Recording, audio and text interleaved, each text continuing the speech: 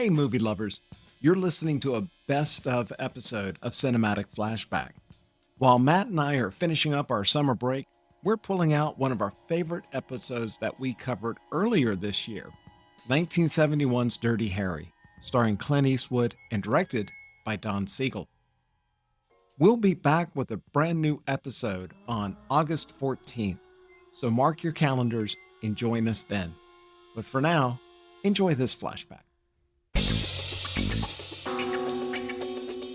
Welcome to the Cinematic Flashback Podcast. Get ready to hop into the Wayback Machine as we journey through the wild, bold, and unforgettable films of the 1970s. Each episode will break down a classic or not-so-classic movie with a fun, fresh approach. We'll explore the who's who of each film, dive into the premise and the plot, see how it performed then and now, and wrap things up with, did it groove through the decades or did it lose its beat? In today's episode, we are going to talk about 1971's Dirty Harry, directed by Don Siegel and starring Clint Eastwood. Joining me again this week is Matt. Matt, welcome back. Thanks for having me again, and we're going to be reviewing a great seminal movie that really set the stage for a lot of movies in the future in the 1970s. It changed cop movies forever. Yeah, it did. It's also sort of introduced normal people to Miranda rights. 100%. We're talking today about Dirty Harry, the tough-as-nails San Francisco inspector who's tracking down a serial killer. It was released December 23rd, 1971. Directed by Don Siegel. Story was written by Harry and Rita Fink and was polished up by longtime collaborator Dan Reisner. Andy Robinson plays the killer who goes by the name of Scorpio. This is about a movie about a couple of killers. Harry Callahan and a homicidal maniac. The one with the badge is Harry. Halt!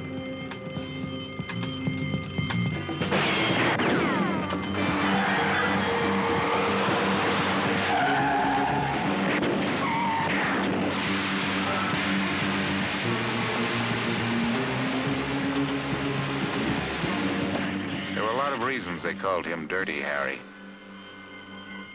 And he kept inventing new ones. You don't assign him Stop! to murder cases. You just turn him loose. What the hell is he doing up there? Did you see this one in the theaters? I did not. I was only 10 years old at the time this came out, and I think I did see it pretty early on, probably earlier than maybe I should have. I remember it well, but I don't think it was ever on TV, and if it was certainly way cleaned up. It would have had to have been. Yeah, I mean, it's a little bit racy here and there. And Yep. The interesting part about San Francisco as depicted in the movie is you really spend a lot of time in those parts of the city that were, let's say, catering to more carnal. A red light district. Yes, exactly. Yeah. But, of course, the old saying goes, you go to where the criminals are. It's a great movie. I remember it being different when I just watched it again recently. And it was cool to watch it again recently and say, it's actually a pretty simple film. I thought it was much more complex in thinking back about it, but after watching it again, it's a very simple storyline. It's a cop who's a bit hardened, although I remember him being much more hard-boiled than he is depicted in this movie, if you just take this movie by itself. Possibly in later Dirty Harry versions, they made him more hard-boiled, but in this one, he's clearly a cop who is on the edge somewhat because his partners get injured quite often, and you find out in the movie that his wife was killed in an accident. Yeah. This film sets up the prototype of so many future cop films, both on film and in television, including movies, TV shows like NYPD Blue. I always think of that character Sipowicz whenever I think of Dirty Harry. I think my introduction to Dirty Harry, the first movie, there's 5 movies in the whole series. The latest one being from the late 80s called The Deadpool, which is the one I remember seeing in the theaters. But I know I did watch the earlier ones on videotape, and I don't recall if I really liked one or the other better. But from what I was reading about, the Harry Callahan movies drift back and forth a little bit. So if some of the critiques was maybe he played a little fast and hard with the law, or maybe the next one it might have changed a little bit where somebody else was doing it and then he was reacting to that. I think this Harry Callahan is probably the dirtiest of the Dirty Harry movies. Yeah, and it's funny, there's sort of a running theme that he gets a new partner because his partner's in the hospital. I'm putting somebody with you.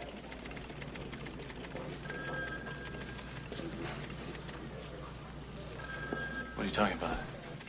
You need a partner. What's the matter with the partner I've got? Nothing except he's in the hospital. So he'll be out in a couple weeks. Say hello to Chico Gonzalez. He'll be working with you. From a gunshot wound to the gut, which seems to his partner previous to that was actually killed. Yeah. So he's saying, I don't need another partner. And they assign him this young college graduate partner. And that uses, I think that's used in the movie for us to be able to get to understand Harry. He's not just striding around, not talking, because this character is low on words and high on action. So you needed a foil of some sort. So this character does that.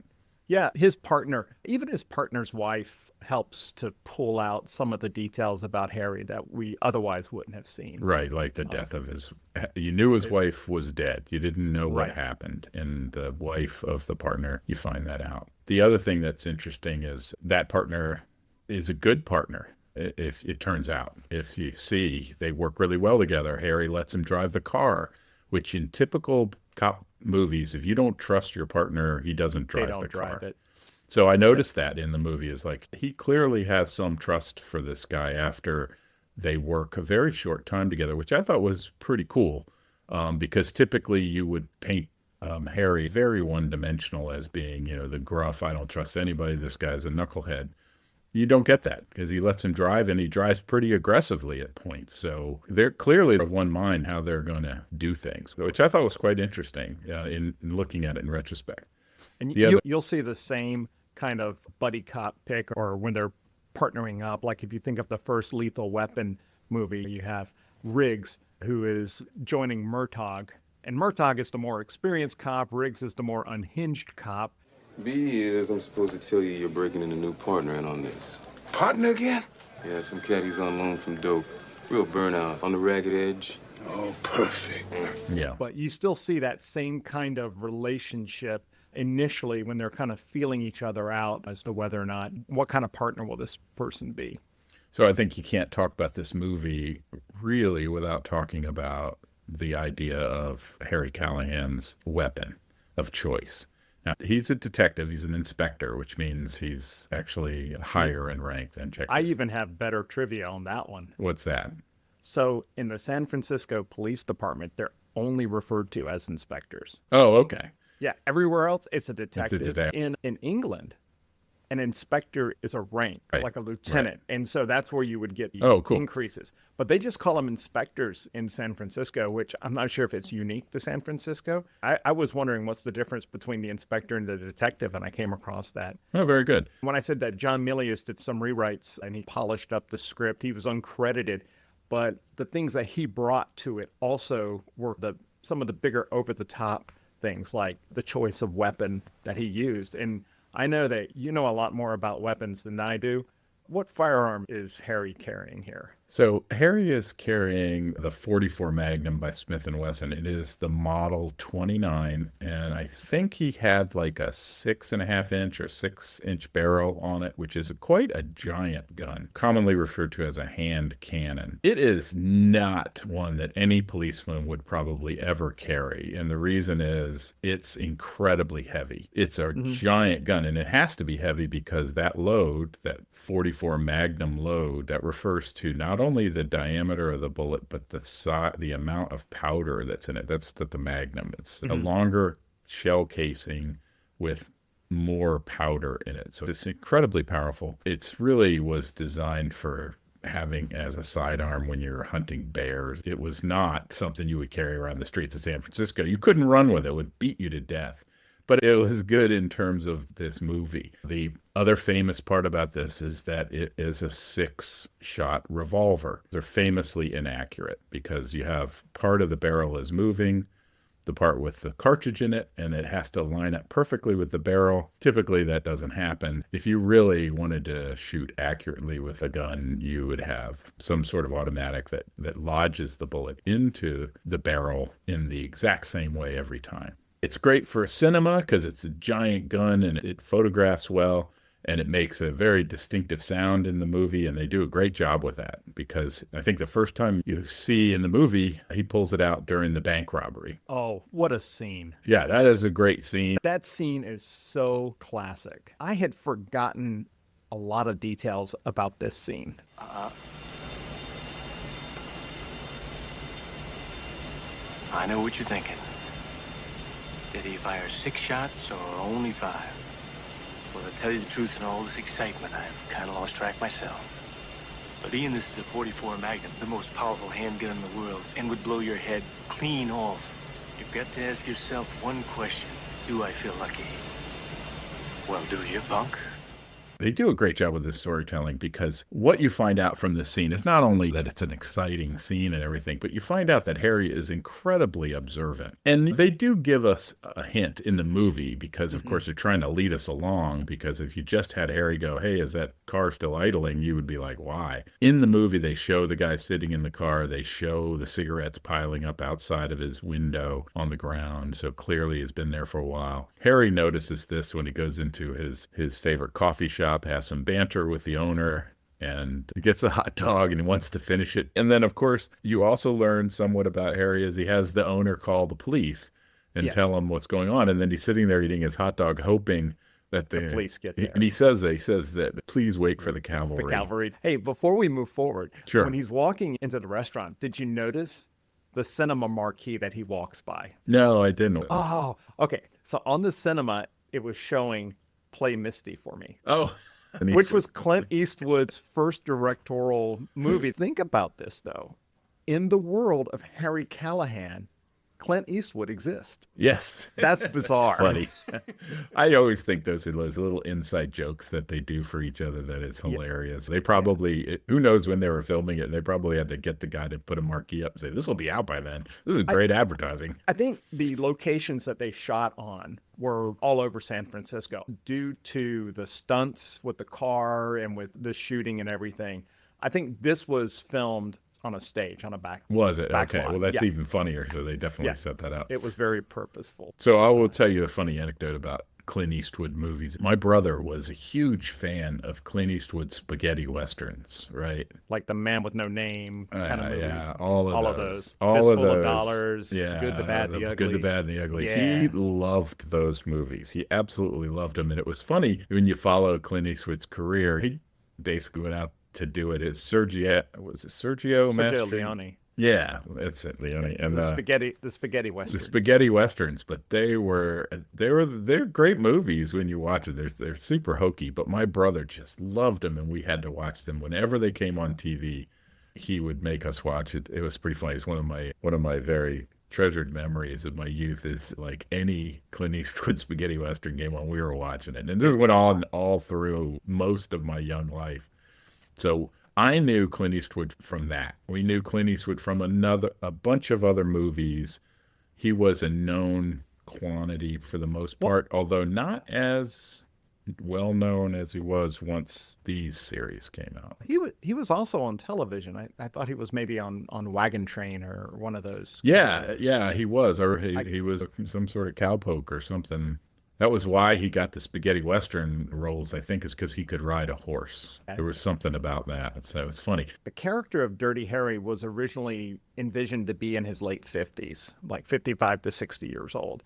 Clint Eastwood was 41 at the time. He had been acting for years by the time he got to this film. Like you said, he's very well established. I know we talked about this during the French Connection, but America was in a transitional time. And so in terms of stories that were being told, we were transitioning from the cowboy movie into the cop movies. I think Clint Eastwood, after Dirty Harry, has established himself as the biggest action star even surpassing John Wayne. Yeah, I would definitely agree with that. I do remember some of this undercurrent of the large amount of change that was going on in our society, right? There was a lot of people, and they make reference in the movies, like your hair's too long, you need a haircut. The protagonist, the bad guy, has got a big bushy head of hair. He looks sort of like what we would term as a long hair, and he's very despicable. We know we can trust somebody who protects children and women. Yeah. And you hear about that in the movie. He gets dressed down by the mayor about an alleged rapist. Callahan. Sir? I don't want any more trouble like you had last year in the Fillmore district. Understand? That's my policy. Yeah, well, when an adult male is chasing a female with intent to commit rape, I shoot the bastard. That's my policy. Intent? How did you establish that? Well, a naked man is chasing a woman through an alley with a butcher knife and a heart on. I figure he isn't out collecting for the Red Cross. I think he's got a point. When a rapist is... Yeah, it goes, but it gets pretty bad. But the funny part is the mayor's just like, okay, I guess so. He goes, he may have a point. I think another thing that resonated with the movie-going audience at the time was the character of Scorpio. Scorpio is the moniker of the bad guy in the film, and it's heavily influenced by the Zodiac Killer. The name Zodiac was the pseudonym that an unidentified serial killer had taken, who was murdering known victims in San Francisco in the late 60s. And the scary thing is that the Zodiac Killer was never caught. Well, is that true still? Because I thought they true. caught him through the DNA tracing. The way in which they handled DNA on the stamps, they didn't handle it very well. Other serial killers that had cold cases were resolved due to DNA, but what I read and what I researched on the Zodiac was never caught. There's a lot of similarities in the Zodiac and with Scorpio, including the Zodiac would send these taunting letters to be published in the newspapers. And if they didn't, he would go on a killing spree or blow up things. He would include these cryptograms in them. There were 4 altogether, and 2 were solved, 2 were not. At one point, he threatened to shoot a tire out of a school bus, and as the little children were exiting, he would shoot at them. The symbol that I thought was interesting was the symbol the Zodiac would always sign his letters with, the crosshair. At the very beginning of the movie, when Scorpio is about to take his first victim, the first thing you see is he's looking through the scope, and the young woman in the pool is swimming within his crosshairs. There was definitely some fear, and you can imagine with the Zodiac Killer, it's all in the newspaper. Remember, we're not even on the internet at that point. That makes a lot of sense on why that hit. And from an audience perspective, I don't think that Scorpio, being one of the astrological symbols, would have been lost. They knew right away that this was maybe a stand-in for the Zodiac Killer as well. You had talked about Harry's sidearm. Yeah. Okay, so I did a little bit of research on the weapons that Scorpio carried. Yes. Okay. And I found the thing that I found very interesting about this is there's 3 weapons that he uses in the film. There's the sniper rifle, right, which so is 30-06. Yeah, the 30-06. It's an Arisaka Type 2 paratrooper takedown rifle. Right. It comes apart into a case. Yeah. And that's a Japanese rifle. Yeah. And then he also has the MP40 submachine gun. Yeah. A German rifle. And then he, from the liquor store clerk, he takes a Walther P38, which is also a German gun as well. So the weapons he uses are all Axis guns. They look I great. only looked at that gun really quick that he stole from the liquor store guy. I thought that was a Luger. Yep. But Walther made a gun that was very similar with a narrowed barrel, so that makes sense. Yes. Still a German. If I had not looked it up, I would have said it was a Luger. Yeah, it has a similar look to it. Calling back to the size of the gun, so a 30-06 was actually the 30 caliber round, 0.3 of an inch, right? And those other 2, the MP, what was it, an MT? It was a MP40. I think that's a 9mm round. I'm pretty sure that the 40 is 0.40, but it could be something else, but probably a 9mm or something like that. And then that pistol was probably chambered for, did you get the size from the sign? No, I didn't. So look that Walther, up. it was probably, again, a 9 millimeter or a 38 type, so 0.3 of an inch. So it was just interesting to compare that to a pistol that's shooting a .44. It's just, pistols obviously have shorter barrels, so they don't shoot as far and aren't as accurate, but it's just interesting to see the biggest of all the shots were being fired by Harry Callahan. And you mentioned the weight of the Smith & Wesson. Yeah. Originally, the actor that was tied to play Harry Callahan was Frank Sinatra. And he fit the profile. He was Right. 55 years old at the time. Sure. They were going to get Irv Kershner to direct the film. So Irv Kershner, he went on to direct the best Star Wars film ever, The Empire Strikes Back. But Sinatra had injured his hand, and he was not able to hold the Smith & Wesson. That gun is heavy. I'm telling you, I used to have a 357 Magnum years ago with a 4-inch barrel, and that was a heavy gun. So I can't imagine holding a 44. Now, everybody always asks, is it still the most powerful handgun made in the world? And no, it is not. The power of a gun comes from a variety of different things. One is the size of the cartridge and how much weight is in the bullet and how much powder, but also how long the barrel is, so how fast the bullet can get going because of the back pressure. Because, with a short barrel, once the bullet leaves the barrel, there's no more pressure pushing it down. So that's why rifles have a higher power coming out, because they push gas for longer. But that's why you have that pistol with a pretty long barrel. So it was pretty powerful. And he was shooting across the road through car doors and Yeah, stuff. oh man. So he put in the bank robbery scene, he was able to shoot the driver of the car that was coming straight at him. So one of the things that I picked up on is like when he's eating the hot dog and he's waiting for the cavalry to come, the first thing he hears is prior to the bell of the alarm of the bank going off, you hear a shotgun blast. Immediately, he already knows that these are armed criminals. He's walking down the road, still eating and chewing on his hot dog, and he fires at the guy holding the shotgun. And then a couple of the robbers get it into the getaway car, which he shoots, and it flips over and it hits. And eventually, Well, let's say in the movie, he fires off a bunch of rounds because no one thinks to count them during that scene. I think he's counting it. Oh, I he think absolutely he is always, counting. you He have to always know, knows. right? You Yeah. have to know, Yes. because if you have 6, you need to know if he fired 6 or if he fired 5. Oh, If you he have one more, absolutely knew whether he had a round left or not. There's no doubt about it. And we know that at the beginning you're thinking, did he maybe not know it? And it turns out he had fired all 6. And the guy's... that one guy says, I got to know. in one version of the script, Callahan puts the gun to his temple and pulls the trigger. His own? Yes. In this case, It was better pointing it at. And he knew for full well he had shot all 6. I mean, he knew that. 100%. So you knew that then, and then when there's a callback, which all good movies have, a callback to a similar scene at the end, which delivers beautifully. I was trying to count the shots at the end because knowing how it ends, I'm trying to count how many times. And because they're in this rock quarry and with all this machinery, I was not able to follow who was shooting. I got lost in that one. But I'm just going to assume that based on movie magic and accuracy, that he fired the number of rounds that he said he found. Just real quick, going back to guns and police work. Nowadays, policeman carries a lighter gun, 9mm, usually a Glock or something special, similar, usually holds up to 13 rounds. They don't want to have to reload if they actually have to fire their weapon in the middle, whereas a 6-shooter, reloading revolver is a slow process. You certainly have seen that they can reload them quick in some other movies where they pop it open, they dump all the shells onto the ground, but it's very often that a spent cartridge doesn't come out easy.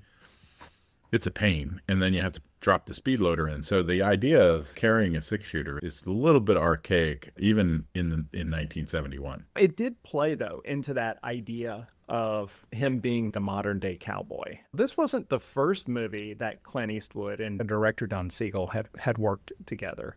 Ford helped Wayne mold this persona and then shaped it. I think that John Huston was instrumental in creating Bogart's persona. And I think that Don Siegel was instrumental in establishing Clint's persona. Don Siegel is a veteran director of Hollywood films. He got his start directing montages for older films. He also directed films such as Riot in Cell Block 11, Escape from Alcatraz with Eastwood, and the film that I was more familiar with was Invasion of the Body Snatchers, which, again, gets remade in 1979 starring Donald Sutherland. He had a very specific kind of character in his films, often tough and stoic. They're rebellious. They're a bit of a rule breaker. They're maybe a little morally ambiguous in that they're not black and white heroes. They're often flawed with some kind of demons or questionable means. They're often loners or outsiders. They're very efficient and they're very practical. And they have somewhat of a cynical worldview. Does that describe Harry Callahan? To a T. Now, Harry, it's often recognized that he is the more extreme version of the Siegel hero. For Andrew Robinson, this was his theatrical debut. He was actually picked by Eastwood, who had seen him in a local production of a play called The Idiot. And Don Siegel wanted him because he had this face of a choir boy. And his portrayal was so convincing that afterwards he got death threats. Yeah, a heck of a movie to be your debut, because talk about getting typecast. And he did have that sort of disconcerting, creepy, I don't know what it was exactly. There's a scene where he's wearing a ski mask and all the acting is coming from his eyes. And then there's another scene where he pays a person to beat the living snot out of him, and his face is all blurred up and broken up, and all you can really see is the remainder of his eyes and whatnot. And then when they have him all wrapped up afterwards in bandages, you just see his eyes. And it's always a little bit crazy and unhinged. Yeah, for sure. He does a great job with that. It is tough to be an actor who portrays that role. I will say my overall estimation of it, the guy comes in all beat up like that, like crazy beat up, and then accuses Harry Callahan. And to me, we go from that right to holding up the school bus. I think they cut something out, because it just feels like there should have been like 6 or 8 months where Harry wasn't allowed to follow him, was waiting for something to happen, and then the guy finally breaks and he has to go. He beat up, he gets better, and he immediately goes out and takes over a school bus, which that was one of those things where it's like in a movie while you're watching it, you probably don't notice it. You don't think of it. I've gotten more critical when I'm watching movies. I'm like, it doesn't really hang for me. And there should have been more trouble for Harry. He might have even had to have lost or been on suspension and lost his weapon or something. That would have been a really interesting turn of events for him, because he's so identified with his weapon. Sometimes films don't show you transitions, because there was a scene where Scorpio gets the knife in the leg and then he goes over to the emergency room and they patch him up. And then Callahan's lieutenant gets the call that, hey, we just treated a knife wound in the leg over here. And then the very next cut, Harry is there at the hospital talking with him. And when I watched it, I was like, wait, how did he get from point A to point B? Yeah, they just cut it. We're not going to show it. They don't need to show him driving. And I get that one. That one's easy to follow. I just think the one where it seems like more time, why get beat up like that if it's not actually going to really impact Harry and the department? So I think the scene where he's in the hospital after being beaten up was to introduce this idea of accused rights versus the victim's rights. Harry goes to the DA, who is saying, haven't you heard of Miranda? Haven't you heard of Escobedo? And these are all Supreme Court cases that were decided within a few years of the movie. Of course, Miranda, we all know that, because if you're going to be questioned by the police, you have to be read your rights. And then for Escobedo was about their counsel during police investigation. And if you think of the scene on the football field, both of those are completely violated. And that's why the DAs end up letting Scorpio go, which is what then allows him to go to the liquor store, which then has him go get on the bus with the kids. So I will point out a slight difference in that. And what they were really talking about was any of the evidence that was gathered after he kicked in the door without a search warrant was basically null and void. So the first part of that, it was the gun that was used, that they had the ballistics, they could prove it was his, was accessed through kicking in the door. Now, I have to say that's where the judge equivocates a little bit, because there was someone's life at stake. And in those, what do they call them? Those circumstances, the rules of being able to enter. So that probably would have been okay. But him actually putting his heel on the guy's injured leg and questioning him without arresting him or reading his Miranda rights, that's definitely outside of the rules. But of course, Harry's upset about this, but he doesn't go crazy because he's very controlled. He's very controlled, but he's in control. Very calculating.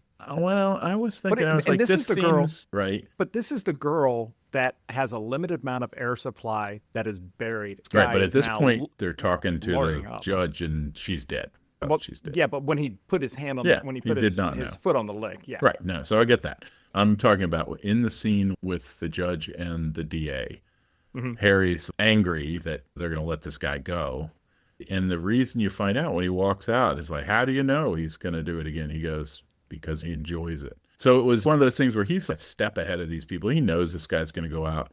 He's trying to save the future person's life who's going to get killed, but they don't seem to care. And I'm not going to lose any sleep about it. I'm just going to basically get this guy when he does invariably commit a crime again. We have a certain knowledge about Scorpio that if this was happening in real life, we really wouldn't know that he is guilty. Right. And we may want to play by all the rules. I think one of the appeals of this movie is that Harry is more concerned with justice. It might not be what's legally right, but what is just. It's getting back into that Don Siegel's character. Right. A good example of that is going up in the ladder thing to get the guy who's going to commit suicide. Aren't you going to try to grab me?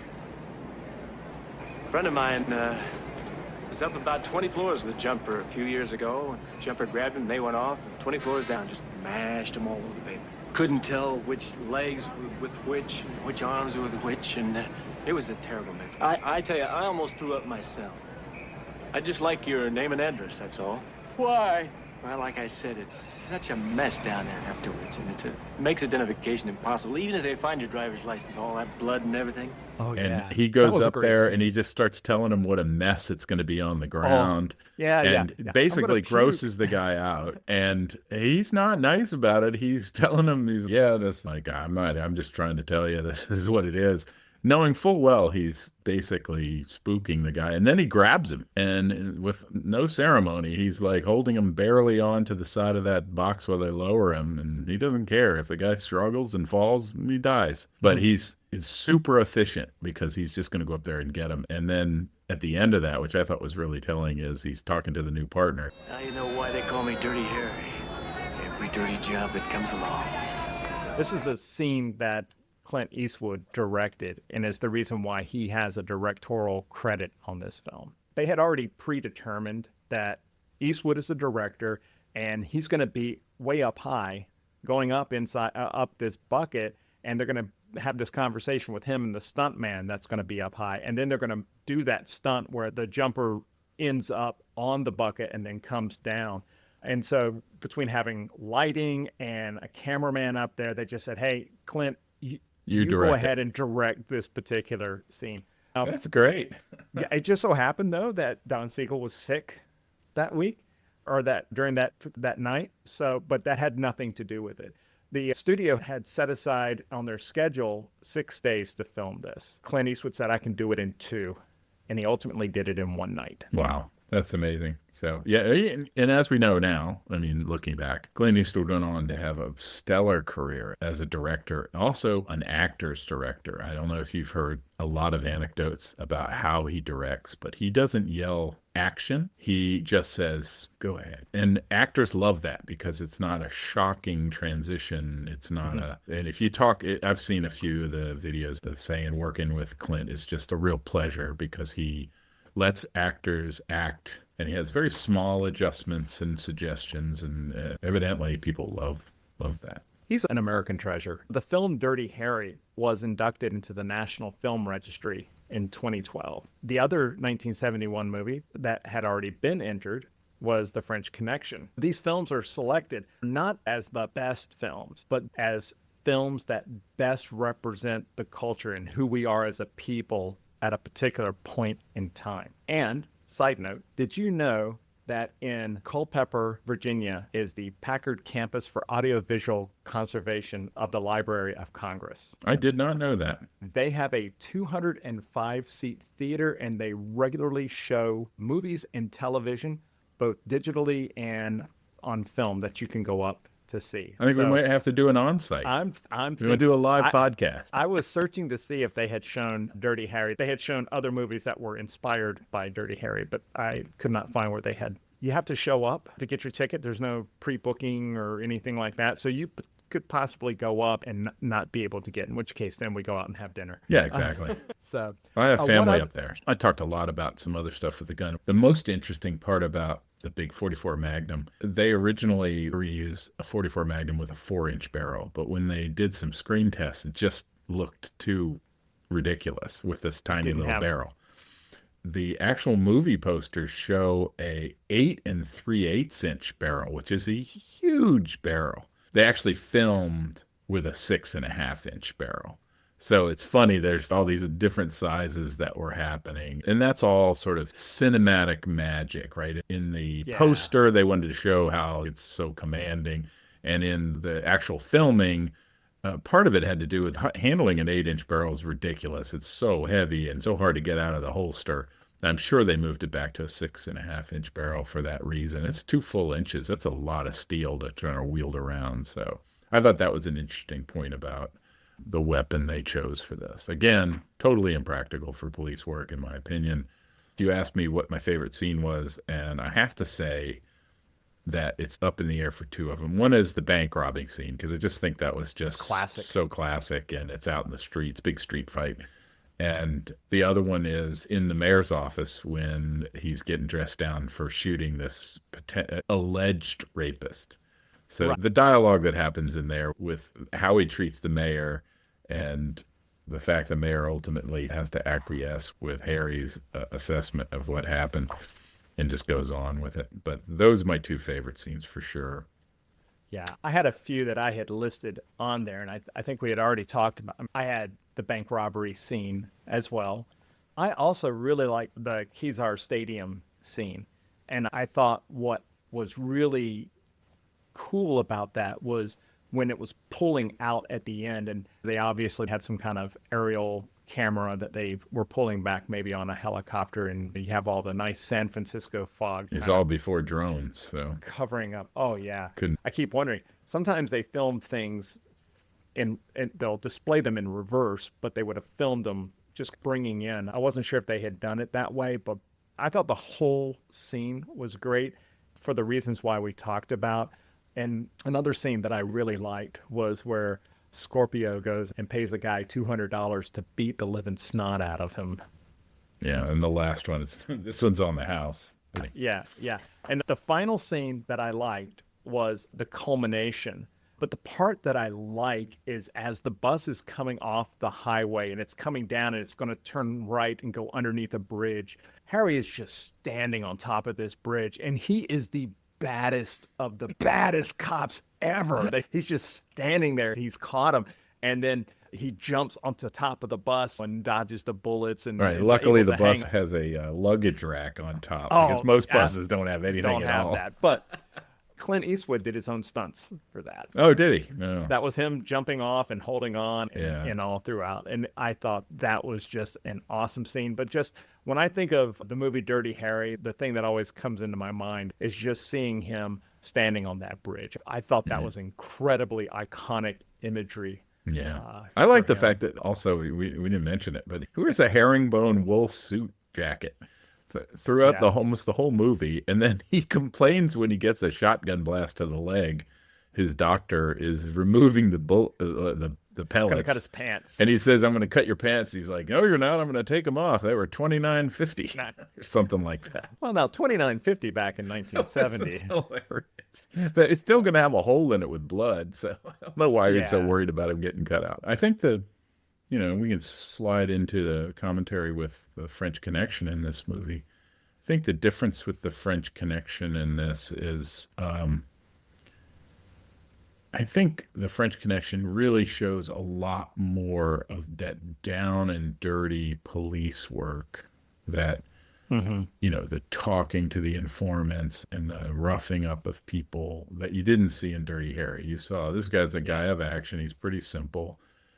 Things kind of fall in his lap, the bank robbery, and he deals with it.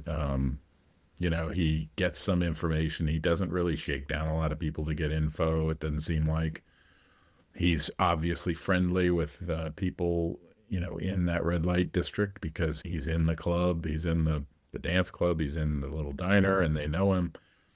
So there's a different, to me, there's a different tenor of what Popeye Doyle was like in New York City, really being that uncomfortable ruffian at every turn. He's like that to everybody. And clearly, I think Harry ended up how Harry was because a variety of things, notwithstanding his wife being killed. Let me throw it in this way. I think that French Connection is a police story like Dirty Harry, but it is much more about a realistic procedural police story. So you see how everything is done more or less by the book. They get the court orders to be able to wiretap Sal Boca's phone, and you see the different procedures for following and tailing. And the only time you really see that maybe in Dirty Harry is when they're first trying to catch Scorpio when he's taking aim at a couple sitting on the bench eating ice cream. And you see that they're stacking police officers watching rooftops and everything. That's the only time that you really see a procedural thing. But then Dirty Harry is much more, I was surprised that it came out in December because I think today this would be a summer blockbuster that you would bring out. It felt more popular in terms of it being, it's an action film. I think it's a man of action. I think we definitely see that in the French Connection, you know, it's absolutely, like you said, procedural, police work, cooperation, all of that. In Dirty Harry, it's more like a knight doing single battle. Right. You know, there's a little bit of that stuff where they're covering the rooftops, but we know pretty quick that it was dumb luck that they were able to see a guy on a roof about to shoot somebody and thwart that shooting and get on some kind of tail of him. But after that, it's really, we essentially follow Harry in his single-minded pursuit. So, yeah, I think that's the difference. I think it definitely calls back to that kind of single gunfighter role that Clint Eastwood was known so well for. It's just sort of fast forwarded into modern day, or at the time, modern day San Francisco, which was also a character in this movie because you see the hills and you see some of the filming and going over those steep hills in San Francisco. If you've ever driven in San Francisco, you can't forget the hills. Well, it's definitely just such a well-known, iconic city to see. Yeah, yeah. So, Very Matt, good. I am going to ask you, did this groove through the decades?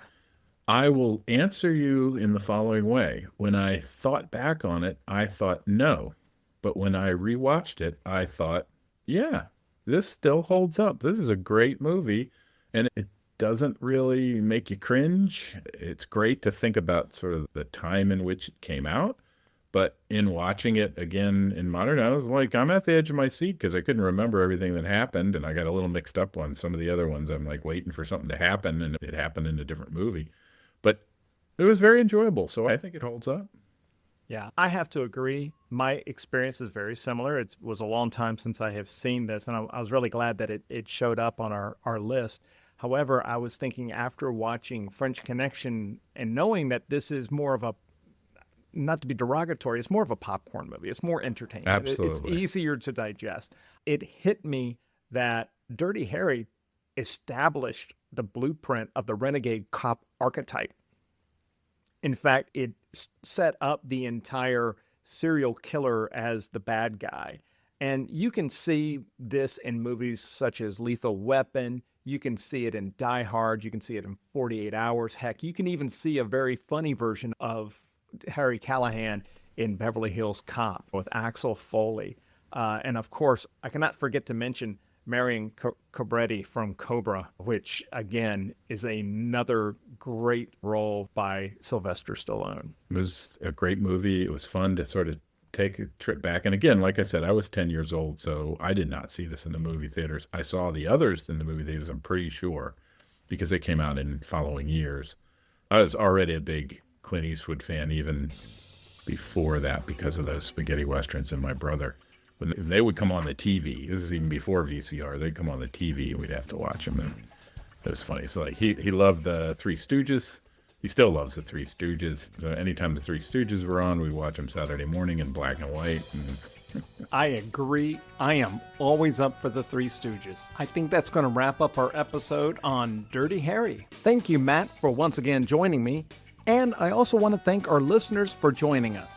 Please be sure to subscribe so you don't miss an episode. If you want to contact us, you can email us at podcast@cinematicflashback.com or leave a comment on our Facebook page, The Cinematic Flashback Podcast. Also, we are trying to build this show, and we would deeply appreciate a review on the platform you are listening on. If you enjoyed the show, please consider giving us a 5-star review so that we can reach more listeners. So join us next time as we take the Wayback Machine to the 70s to explore another film from that decade.